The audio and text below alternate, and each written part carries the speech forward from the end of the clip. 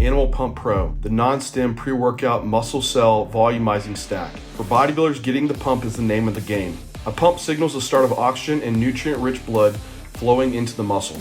Animal Pump Pro gets you there quickly. Pump up the volume.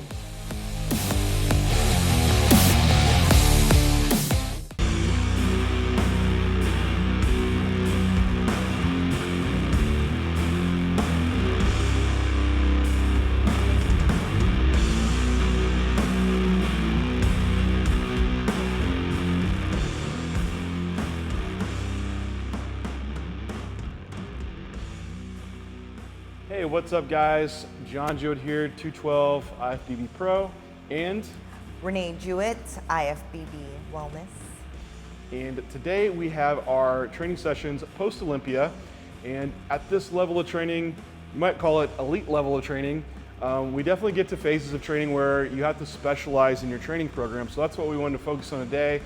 Training at Apollon Gym here in New Jersey, and going through our own specialization program focused on what we've addressed for the stage and our needs. So coming off the Olympia stage, looking at our stage photos, what are the weaknesses, what are strengths? And at this level, usually most of your muscle groups are fairly developed, and there might just be certain areas that you really need to focus on. So that's how we set up our training plans. So being in wellness, my division, you need a lot of lower body. So kind of my feedback from the judges was mainly grow glutes.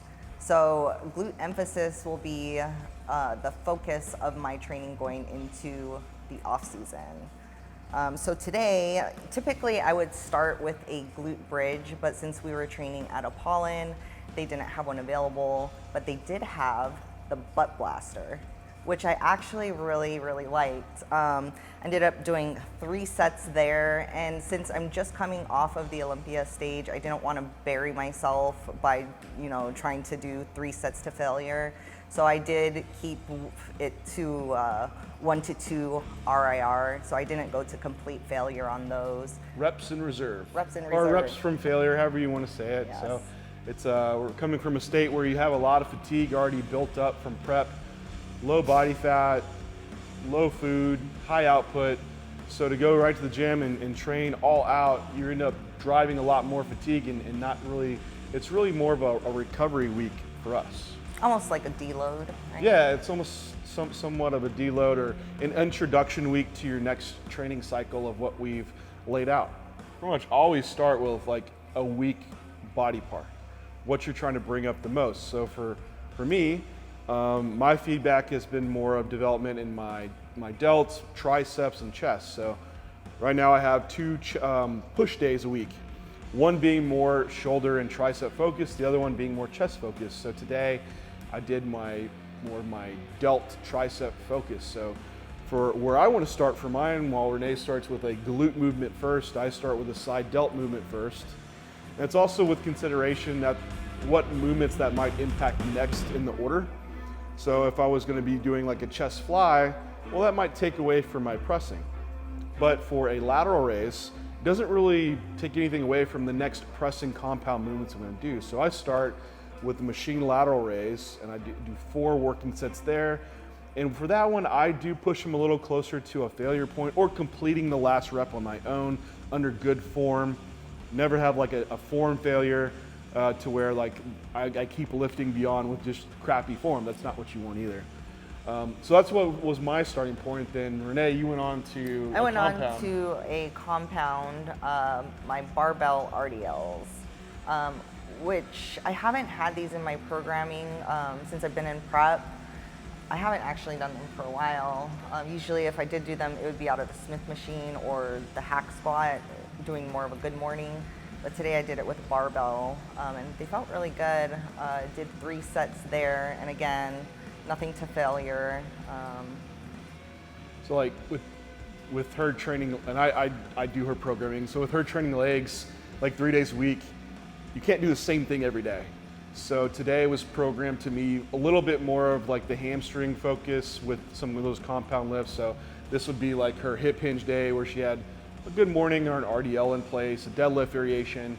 Another day where she'd have more of a squat pattern, Then another day that might just be only isolation work. So kind of a quote unquote easier day. Yeah. Nothing's easy, but easy as far as like big lifts aren't done, right?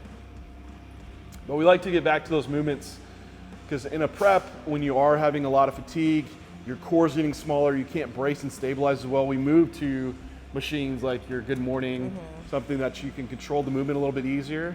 But now out of prep, we can focus on doing more of those compound movements, free motion movements that have a high stability requirements, but also you can have a lot of loadability. So you have a lot of runway to add more load, more reps in a progressive plan off season with that. So you did the RDL. My movement, so my next order of priority was doing a type of shoulder press variation. I call it my shoulder press. This is based on my needs and also my ability. So I do a hammer strength incline press. So I haven't moved to free weights yet. I've been doing a lot of machine work. I can't press overhead, so my external rotation is limited. And so when I start pressing directly overhead, I end up just tearing my rotator cuffs apart. So I find the angle that's comfortable for me, that I can get at a steep incline and still put focus on my front delt, which this hammer strength machine, you'll see that I put the seat fairly low, but it's at an angle to where it is a lot of front delt, but it also is shoulder safe for what I need. So I do 2 working sets there. I count it as some chest volume too, so some upper chest work, and I count it for some tricep work too. So that was my first compound movement, which you didn't have another compound movement. No, that was my last compound. I moved to abduction after that. Abduction. So for my last compound movement, so I'll get into that. I have a shoulder press movement, incline chest press movement. Then this is my shoulder tricep day, so I'm going to do a close grip bench press. And I do this out of Smith machine because it's also braced and stabilized. Again, what I'm looking for and what you'll see when I'm training is that my wrist is inward from where my elbow is. So I do end up having a lot of bias towards the tricep. You don't want the elbow directly underneath the wrist because that would also really be making it more of a shoulder pressing movement. So with this one, I'm also doing 2 sets. 10 to 12 reps is kind of where I'm going at, and I will adjust the weight if needed, but for this one, I just stayed with the same weight. The reps dropped down just from fatigue. So those were my main 2 compound movements of the day. A shoulder press variation, tricep press variation. Then to get some extra volume in, we get into our isolation work. Isolation, so I went into an abduction. And this particular machine that they had at Apollon, I had to kind of make it work for me. You'll see that I had to kind of scoot myself all the way forward on the bench to get a good contraction in my glute med. Otherwise, if I was leaning all the way back, it just felt a little awkward for me. But once I scooted forward, it was much better.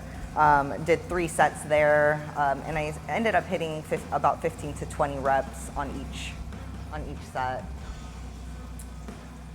Then for my isolation work, so I do a little bit of extra chest work. So the pressing movements, they're not real biased towards chest, but I will add in some chest volume just through a pec deck fly. And I'll do 2 sets on a pec deck fly. High rep range, 12 to 15, so it's kind of connective tissue in mind. I do some chest isolation work on my shoulder tricep focus day. Again, it's with consideration that my other push day, I do have like chest focused press work, and the isolation work today doesn't really affect connective tissue that much because I'll do it in a higher rep range. It's a lot of loading in the shortened phase of the contractions, so I'll just do 2 sets for chest. So I count this as 6 sets of chest work with my shoulder press, my close grip press, and my fly. Not a lot of volume for chest there. It's not a lot direct, but again, I have another day that's focused on it. And at the same time, it's at a convenience, since I'm doing a chest fly, I'll jump and superset it with a rear pec deck fly. So again, this is my shoulder focus day. So I'll do 4 sets and get in some isolation work for rear delts. And then for my last isolation, I move into some tricep work. So I'll add 3 sets of a tricep push down. I like using the prime bar because I can really adjust it to where I need to position myself mechanically. There's a lot of push downs start bothering guys' elbows, and you're finding yourself confined to the attachment that you're using. And then your wrist starts getting bothered, you're trying to keep your elbows in, and just forcing your body part to move in a way that it doesn't want to. Well, it's like, hey, why don't we pick a apparatus where you can move kind of freely through it. So that's where like a prime bar that's very adjustable comes in handy. So I did 3 sets there, and that would add up to 7 sets total for my tricep work for the session. And you got into some ham isolation work, right? No, actually, Legs. I actually threw in. Yeah. I ended up doing some leg extension. I was kind of going off of how my legs felt today. If they felt too fatigued, I would have left these out, but I was feeling pretty good. So I ended up doing 3 sets of leg extension. Yeah, then were you supersetting the leg curl? Yes. Standing leg curl, that's right. So I supersetted my leg extensions with the standing leg curl. 3 sets there as well, and that kind of ended my isolation work.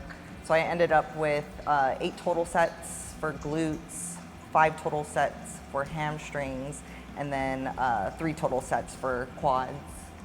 Yeah, so you can see off if we're using like that volume as an indicator for emphasis, definitely a glute emphasis, and we can see that. And even within my session, it was heavily biased towards delt. I had 6 sets of front delt, 7 sets of triceps, 4 sets of side delt. And these are our working sets. We don't count warm-up sets, so we build up and wait for several of these sets. But the ones that are actually close to that, 1 rep before failure or close or at failure, those are the true sets that we're counting towards our volume. So these are things that we track, volume metrics over the week and how we progress that over time. Then also, of course, we're logging our lifts. That's why we have our phones by us, because we log our load and the reps that we use and make sure that over time those are progressing as well, which we don't have great direct measurements for muscle growth in the off season. We could take caliper sites and arm circumference measurements, or we could do like a DEXA scan. But again, muscle growth is so slow that over the short term, even month to month, these aren't the best indicators. So what we really have to go off of is that we are moving the mark on our logbook, and that over time we're seeing load reps increase within similar rep ranges. And so that's why I think it is very important to track, and we have these set lifts that we're tracking throughout the off season. So Renee could always look back at her barbell RDL and see, hey, am I progressing over the course of the year? Or I could look back on my hammer strength incline press, because that's a movement that I have at my normal gym. So it's kind of nice when we are traveling. It's tempting to find new machines and try stuff, but if you have some real standardized lifts, you're like, oh, I have this at home. Well, I can see if I'm still making my improvements and keep it in that same order, which is nice. But for a post-show start to the off season, it was excellent session. Very excellent. Great connection. I feel really fresh. There's no little niggles or injuries or stuff that I'm having to nurse after a prep, which is nice coming from a state of like really high training volume. Yeah, definitely. I feel this week, I feel like it's an off season. Already feeling awesome. It's feeling good. But anyway, if you have any questions on our workouts, you can see them posted below. Feel free to ask any questions to us. Happy to answer those for you, and we will talk to you next time. So my awesome coach is this guy right here. Only awesome if he adds food. Well, I did get some added food today, so I'm pretty happy.